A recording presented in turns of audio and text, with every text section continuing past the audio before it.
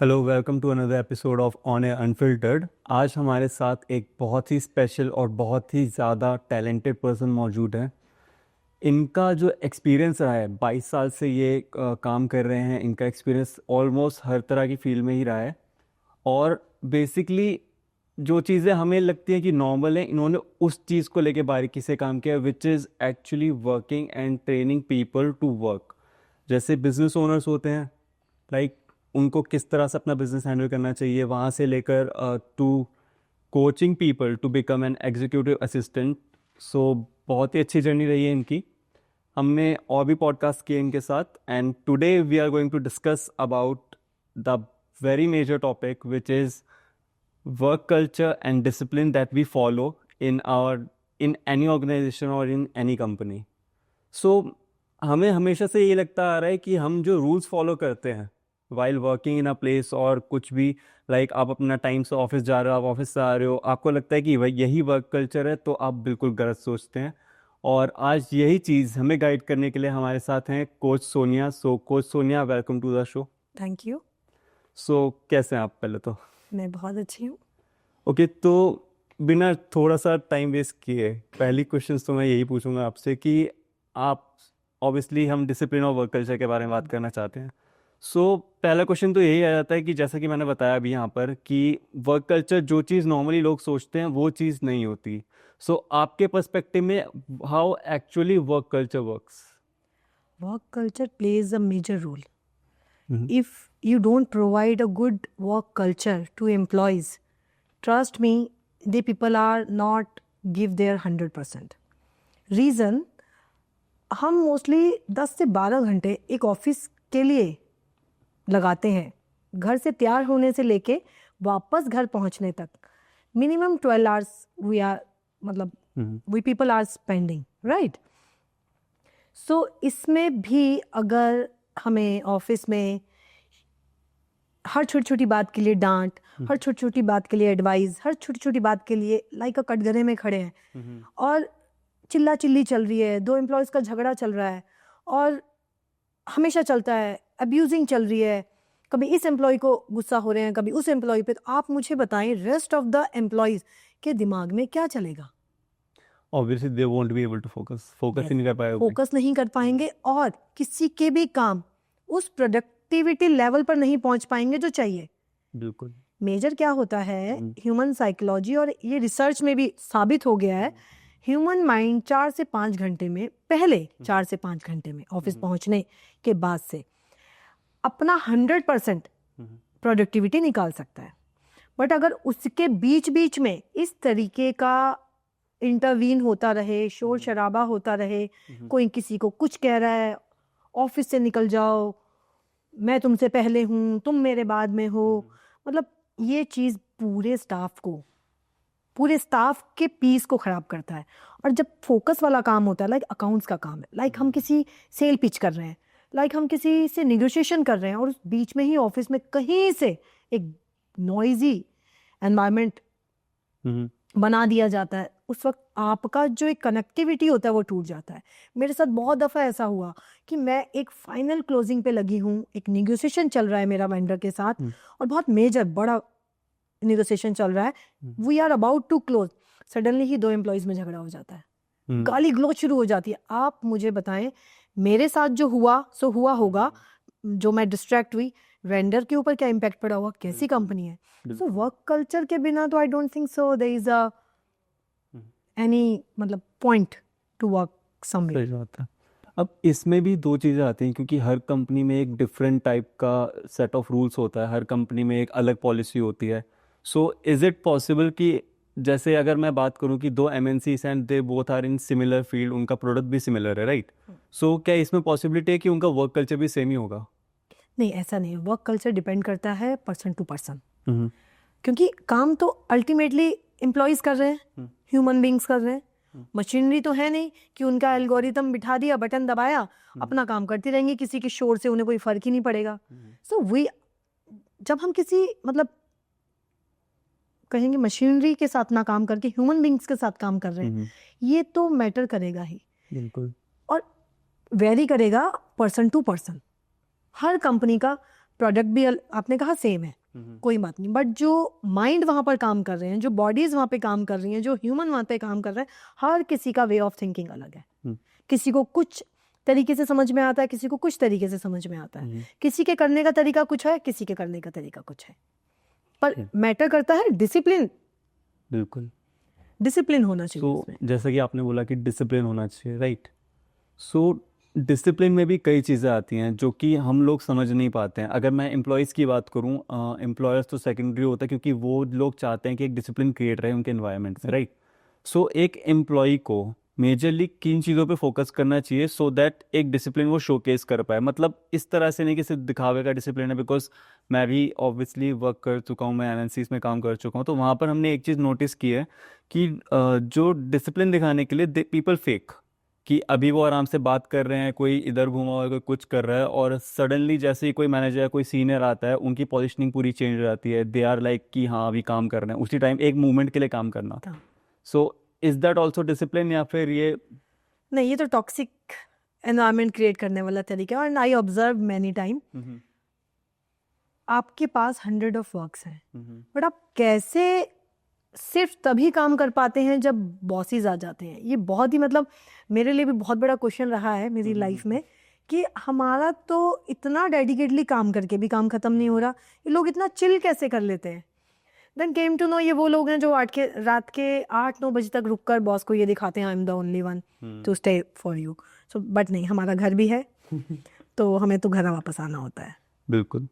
सो आपके एक्सपीरियंस में आपने कभी देखा है कि कुछ ऐसे भी लोग होते हैं जो एक्चुअली डिसिप्लिन्ड है, राइट, वो एक्चुअली पंक्चुअल होते हैं, वो हर चीज़ में अपना फ्रंट फुट फॉरवर्ड देके हर चीज़ में बेस्ट परफॉर्म करने की कोशिश करते हैं, and they are people who tend to find solution rather than blaming the problems, right.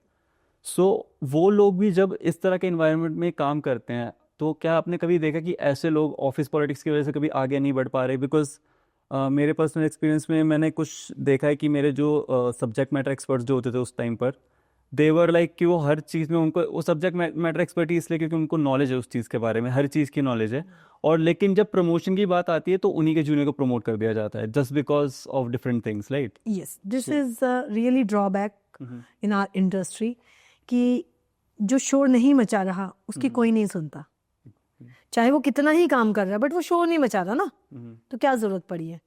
But कुछ लोग ऐसे हैं कि पूरा साल कुछ नहीं करेंगे, पर जब प्रमोशन ड्यू होता है उससे आप 2 महीने पहले आप उनकी एक्टिविटीज़ नोटिस कीजिए, और ये बॉस भी जानते हैं, बट वो कुछ नहीं करते, उन्हें करना पड़ता है उनका इंक्रीमेंट।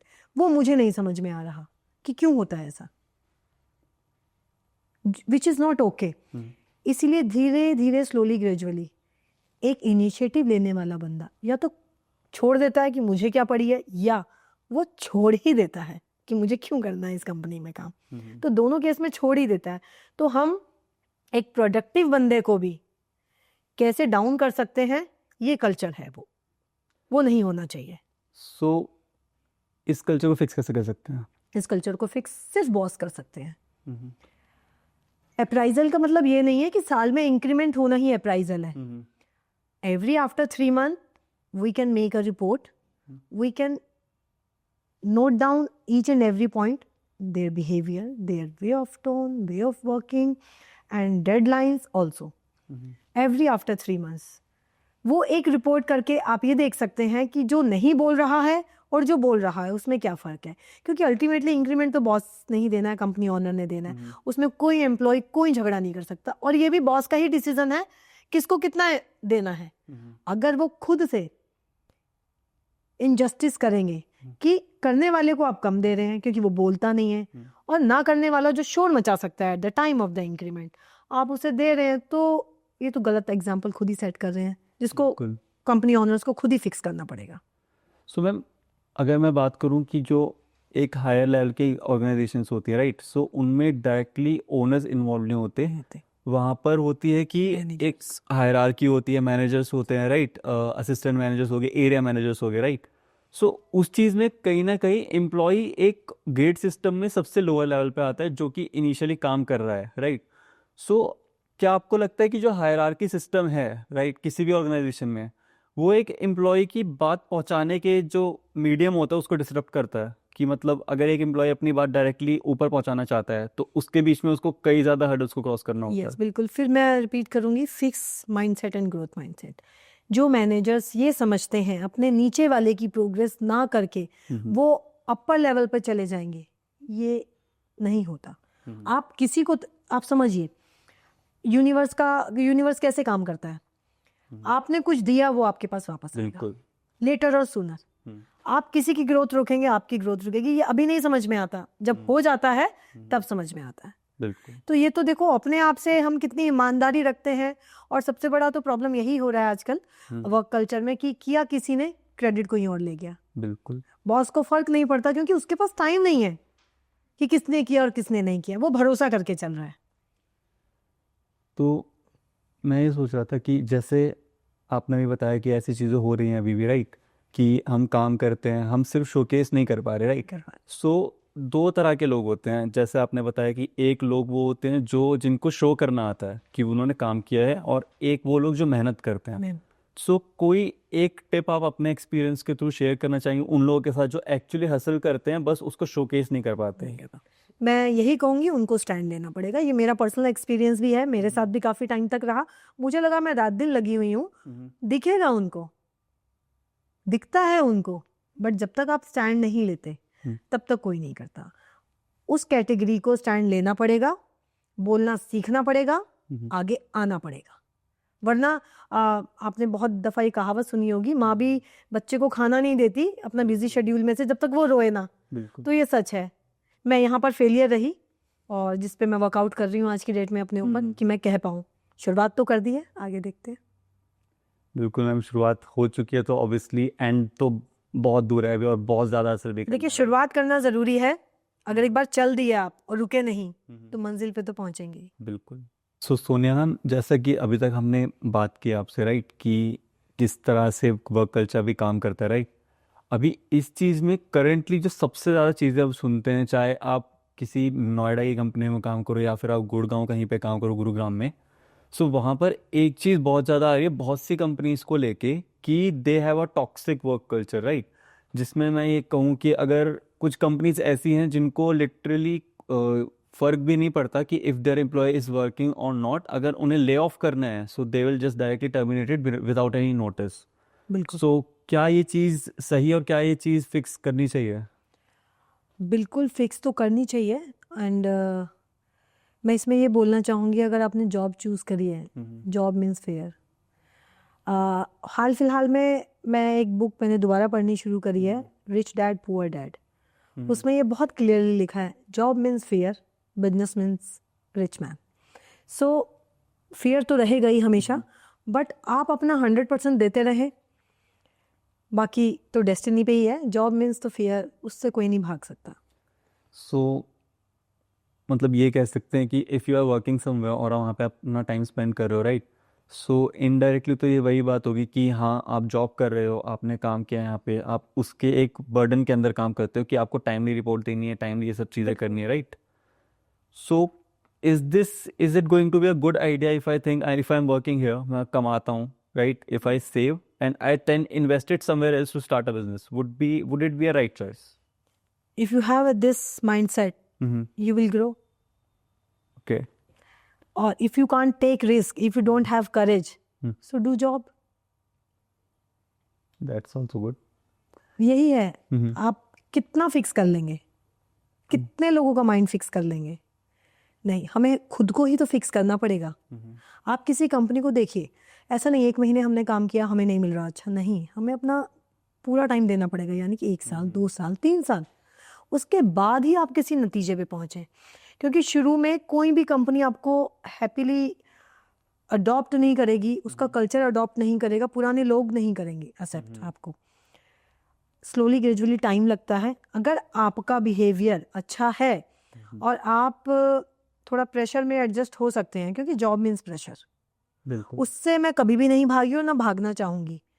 बात आती है सेल्फ रिस्पेक्ट, वो नहीं खराब करनी है। कुलीग्स हैं, उनके साथ छोटा मोटा ची ची होता है, बट अगर आपके बॉस और आप अलाइन हैं तो आप लंबे टाइम तक जॉब में टिक सकते हैं। अदरवाइज घर में भी अगर एक चीज़ पे रोज़ झगड़ा हो रहा है, आप कितने दिन उस बिहेवियर को भी बर्दाश्त करेंगे? तो एकदम घर के जैसे घर का कल्चर होना चाहिए ना, एक फैमिली है, किसी से कुछ मिस्टेक हो भी गई तो कभी चुप रह के काट लो और कभी कुछ प्यार से समझा दो। कोई गलती हो गई डजंट मीन कि उसकी रिमांड लगा दो, वो रोकना है। वो तभी रुक सकता है जब हम खुद में कंट्रोल्ड है। शुरुआत अपने से होती है इस केस में। बिल्कुल होती है मैम, बट अगर मैं कंपेयर करूँ राइट कि हम जिस तरह से घर में रहते हैं राइट, सो घर में एक सेंस ऑफ रिस्पॉन्सिबिलिटी होती है, आप किसी को ले ऑफ नहीं कर सकते। If I talk about Indian house hold, क्योंकि अगर मैं इंटरनेशनली बात करूँ तो हर किसी कंट्री का अलग एक अलग कल्चर होता है राइट। बट इंडिया में इवन इफ आई एम 45 या फिर मैं अगर 60 तक भी जाता हूँ, मैं अपनी फैमिली के साथ ही हूँ राइट। सो वो चीज़ कंपनीज एक अपने कल्चर में क्यों नहीं डालती कि मतलब अगर आपका एम्प्लॉय आपके लिए काम कर रहा है, ही इज स्टेबल, वो कंसिस्टेंटली आपको हर एक चीज़ दे रहा है राइट। सो जैसे फैमिली में अगर मैं फैमिली की बात करूँ, एक ओहदा बढ़ता है इंसान का, करेक्ट। सो वो हम वर्क कल्चर में क्यों नहीं इम्प्लीमेंट कर सकते? देखो 100% तो हर जगह फैमिली में भी ये चीज़ नहीं होती कि जैसे आपने देखा होगा मूवीज़ में भी दिखाते हैं और कुछ घर के एग्जाम्पल भी देखे होंगे, बड़ा बेटा है अब वो टाइम से पहले पढ़ाई छोड़ के अपना छोटे भाई बहनों की जिम्मेदारी करने निकल गया, और उसको कितने लोग रिस्पेक्ट करते हैं, आखिरी में कौन सोचता है उसके बारे में? फैमिलीज में भी होता है, बट उसको ये या तो वो माइंडसेट कर लेता है यार व्हाट एवर इट इज़ मेरी फैमिली है। ऐसा ही जॉब में भी अगर आपकी ज़रूरतें हैं और आप अपना काम अच्छा कर रहे हो और आपका बॉस बहुत कुछ ना करके भी कुछ भी आपके बारे में कर रहा है, तो आपके पास चॉइस नहीं है, आपको जॉब करनी है और करनी भी चाहिए। बिल्कुल। जॉब वालों के पास ना ज़्यादा चॉइस नहीं है, एक यही चॉइस है कि आप 2-3-4 साल अच्छे से काम करें, आपको लग रहा है नहीं वैल्यू मिल रहा है, इफ़ यू हैव करेज और यू हैव अ स्किल और यू हैव एक्सपीरियंस, आप स्विच करिए ना। बिल्कुल। तो आपको पता लगेगा 2-4-5 जगह काम करके कि ये एक प्रॉब्लम है और हमेशा रहेगी। इससे हम बहुत ज़्यादा फिक्स करने में लगे तो भी नहीं चलेगा और छोड़ दिया तो भी नहीं चलेगा। इसको बैलेंस करना तो हम को खुद को सीखना पड़ेगा कैसे करना है। सो मेरा नेक्स्ट क्वेश्चन इसी चीज़ से रिलेटेड है कि आपने जैसे बोला कि हम स्विच कर लेना चाहिए राइट। अब कई ऐसे लोग हैं राइट, एक ही कंपनी में अगर मैं काम कर रहा हूँ, if I am not agreeing to some terms, वहीं मेरे साथ ही सिमिलर पोस्ट पे मेरा ही एम्प्लॉय है जो मेरे साथ ही बैठता है राइट, मेरा कलीग जो है, ही इज़ अडेप्टिंग इट, कि वो एडजस्ट कर रहा है उस चीज़ से, वो उस एनवायरनमेंट को अडेप्ट कर लेता है। बिल्कुल। सो ये कितनी हद तक सही बात है? बिकॉज एक आपकी सर्विस टीम होती है राइट, कि आपने इतना काम किया, आप एक हद तक सुन सकते हो, आप सब कुछ कर रहे हो राइट। वहीं आपके साथ ही कोई इंसान है जो इस चीज़ को इतना अडेप्ट कर चुका होता है कि वो इस चीज़ को नॉर्मलाइज कर देता है। सो क्या मेंटेलिटी रहती है ऐसे एम्प्लॉय की जो इस चीज़ को अडेप्ट कर रहा है, उसका मतलब किस तरह से फ्यूचर उसको अपना डिसीजंस लेने चाहिए, या फिर डिसीजंस तो क्या ही लेगा ऐसा बंदा जो अपनी सेल्फ रिस्पेक्ट ही नहीं कर पा रहा है, करवा पा रहा है। बट हाँ, मैं कहूँगी उसके पर्सनल लाइफ के चैलेंजेस ऐसे होंगे कि वो एक करेजियस स्टेप नहीं ले पा रहा है या अपने लिए स्टैंड नहीं ले पा रहा है। मेरा स्टैंड से, मैं बार बार स्टैंड की बात कर रही हूँ, मेरा स्टैंड से कतई मतलब नहीं है कि आप छोड़ दो। बिल्कुल। अब बात करो 1 बार 2 बार 3 बार, उसके बाद आप डिसीजन लो। अगर कोई नहीं समझ रहा है, नहीं समझ में आ रहा है, क्योंकि एक बात समझो, अगर आप गए कंपनी को दूसरा मिल जाएगा। बिल्कुल मिल जाएगा। आपके परिवार को, आपके बच्चे, आपका हस्बैंड, आपकी वाइफ, आपकी माँ, आपकी बहन को आप नहीं मिलेंगे।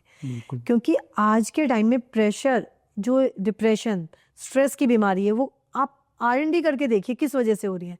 घर में पहुँचते पहुँचते सर में इतना दर्द हो जाता है ना कि मैं मेरे बेटे को बोल देती थी मेरे से बात मत करियो, आज मेरा मूड खराब है, और अपने कमरे में चले गए। पूरा दिन उसने मेरा इंतजार किया, बट उसके बाद मैंने उससे बात तक नहीं करी, और ये कई सालों रहा, जिसके लिए मैं सच में बहुत गिल्टी हूँ, और मैं उसकी भरपाई लेट्स सी कैसे कर पाऊंगी। मैम आप ऑब्वियसली कर रहे हो उसकी भरपाई, बिकॉज भरपाई भी क्या करना, बिकॉज बीइंग अ पेरेंट, मैंने अपने पेरेंट्स को भी देखा है कि they work a lot. Literally मेरे फादर जो थे वो लिटरली 1 साल तक घर पे नहीं थे right. And in that crucial moment when I was growing up, बहुत सारी चीज़ें अलग भी होती थी कि कभी किसी चीज़ को लेके कॉन्फ्लिक्ट हो जाना नेबरहुड से, या फिर ऐसी चीज़ें होती थी। So at that moment I felt like कि पापा नहीं है होते तो शायद चीज़ें अलग होती राइट। बट अब जब हैं और जब दिखता है कि उन्होंने इतना काम अपना दिया, उसमें इतना टाइम दिया, इतनी मेहनत करी, इतना स्ट्रगल किया, और वो चीज़ आगे जाके मुझे ही मिल रही है, सो आई एम रियली ग्रेटफुल कि मेरे पापा ने इतनी मेहनत करी, राइट। सो वो चीज़ ऑब्वियसली समझने में टाइम लगता है, बिकॉज मैं भी उस टाइम छोटा था, मुझे तब समझ नहीं आती थी, मैं गुस्सा करता था, लेकिन अभी मुझे इस चीज़ में थोड़ी सी अंडरस्टैंडिंग आई, बिकॉज मैं खुद काम कर रहा हूँ और मुझे भी पता है कि मेरी पीठ कितनी दर्द करती है घर जाके। सो वही चीज़ रहती है कि जब आप खुद नहीं चलोगे जब तक उस चीज़ पे, आपको फील नहीं होने वाली फील वो नहीं चीज़, होने वाला। करेक्ट। राइट।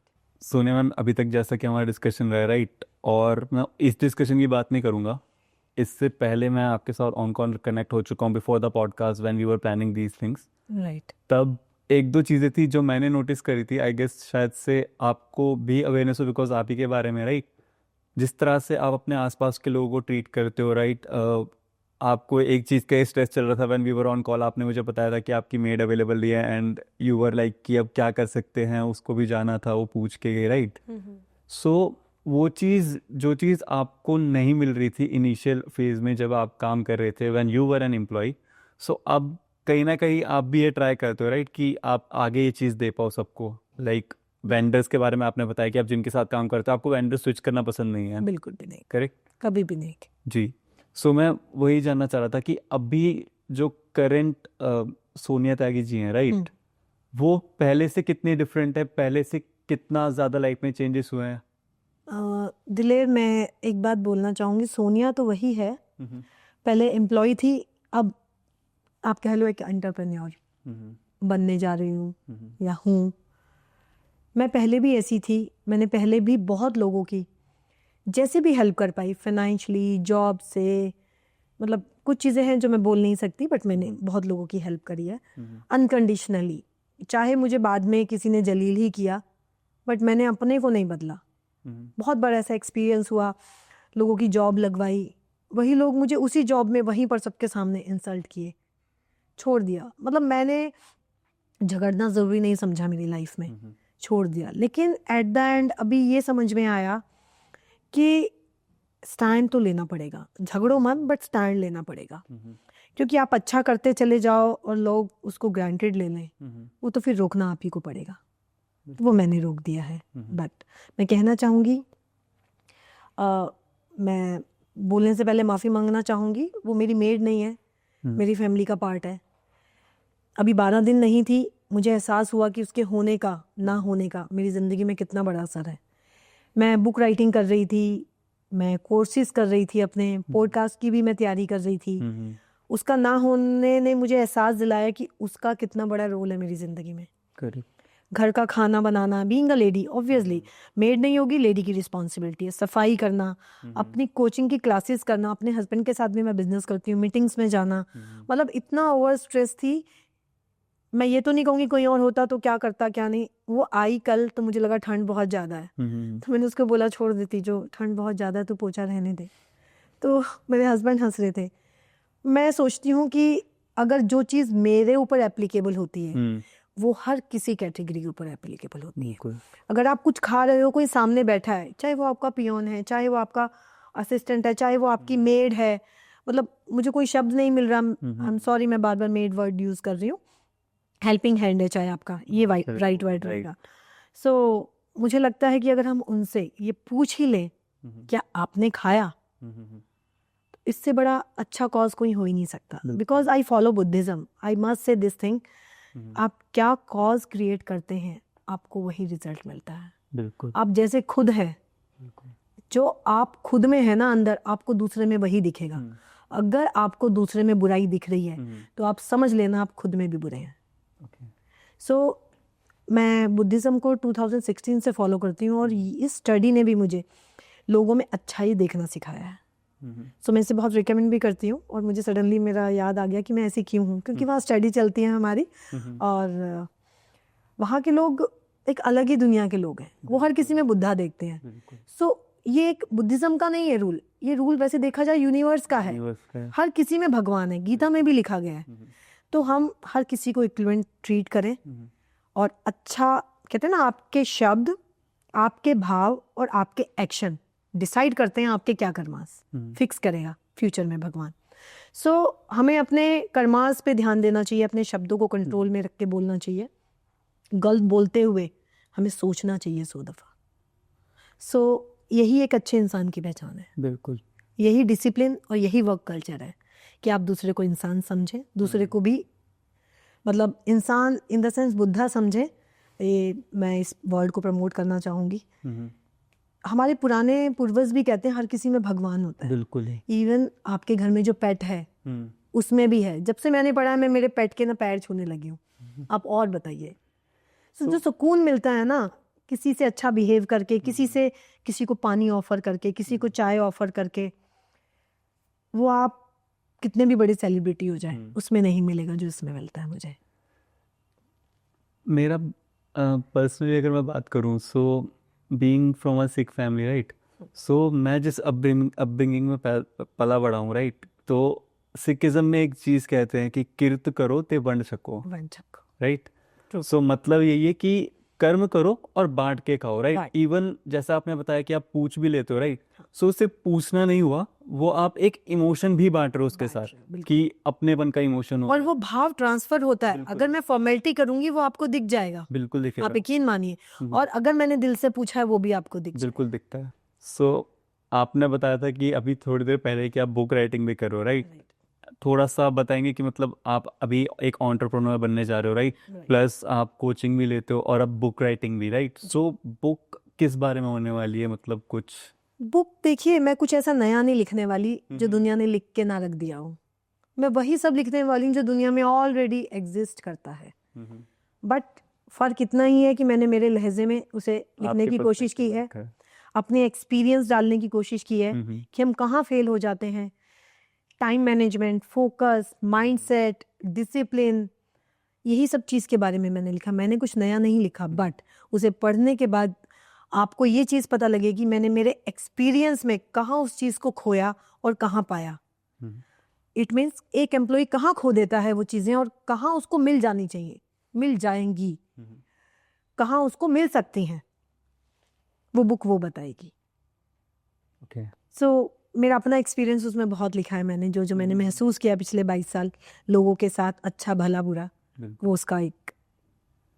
मैम मेरे हिसाब से तो यही चीज़ होती है कि बेस्ट चीज़ जिससे आप सीख सकते हो वो एक्सपीरियंस ही है, चाहे वो आपका हो चाहे वो किसी का भी हो। क्योंकि मैंने अपने पेरेंट्स को देखा है, राइट, सो उनको देखा है गलतियाँ करते हुए। मेरे फादर बिजनेस में थे, राइट, उन्होंने भी कई चीज़ों में ऐसा हुआ है कि साथ में काम करने वाले क्लाइंट्स को अपने पास ले जाते हैं, राइट, कि हम कम में कर देंगे, ये सब चीज़ें। सो वहीं से सीखते सीखते, मतलब एक्सपीरियंस से सीखना वही चीज़। तो आप जो बुक लिख रहे हो ऑब्वियसली काफ़ी लोग उससे सीखेंगे, राइट, इंस्पायर होंगे। हम एम्प्लॉयज़ की ना, आप ये मान लीजिए जो भी उसे पढ़ेगा उसको अपना खुद दिखने वाला है उसमें। वो मैंने वैसा लिखा, मैंने कुछ भी ऐसा नहीं लिखा है जो आर्टिफिशियली हो और मैंने कहीं से कॉपी कर लिया हो। ये वो मेरे दिल की आवाज़ है और मैंने उसको पेपर पे उतारा है बस। सो हम कब एक्सपेक्ट कर सकते हैं इस बुक को? We are launching in 1 March hopefully. Tentative date तो फर्स्ट वीक ऑफ मार्च ही रहेगी, बाकी लेट्स सी। ठीक है, under process for designing and all. So ये थी सोनिया जी, और literally I am a bit mesmerise, थोड़ा सा इमोशनली मूव भी हूँ मैं, बिकॉज इनकी बात सुनी मैंने, इनके एक्सपीरियंस के बारे में जाना मैंने, राइट। सो आई होप आप लोग भी समझोगे, इससे इंस्पायर होगे, और ऑब्वियसली जो हमारा मेन टॉपिक था वर्क कल्चर, डिसिप्लिन, इमोशनली आपको कैसे मूव कर सकता है, वो चीज़ हमने आज देखी, राइट। सोनिया मैम के साथ एक्सपीरियंसेस क्या रहे हमने ये देखा। सो आई होप आपको एपिसोड अच्छा लगा होगा, एंड ऑब्वियसली बुक भी आने वाली है, so stay tune for the book 2। और हम मिलते हैं आपसे नेक्स्ट एपिसोड में ऑन एयर अनफिल्टर के। Thank you.